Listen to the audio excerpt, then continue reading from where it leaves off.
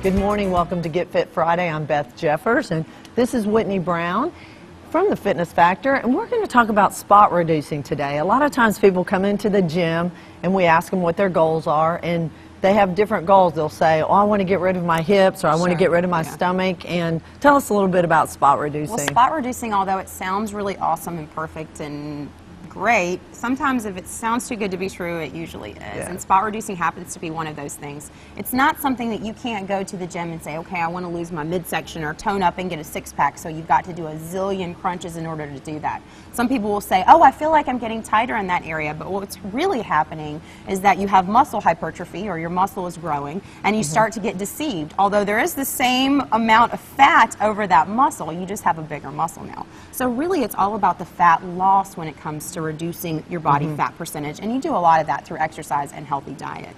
Right, and I think that people get hung up. Some people just have bigger hips possibly because of their body type. But I think the one we see the most is the stomach, especially this time of year where on TV or such there'll be little gimmicks that you can do to get rid of the abs. But, you know, like you said, you know, there's still that layer of fat on there. Absolutely. It's hiding that muscle and hiding all your hard work. Right.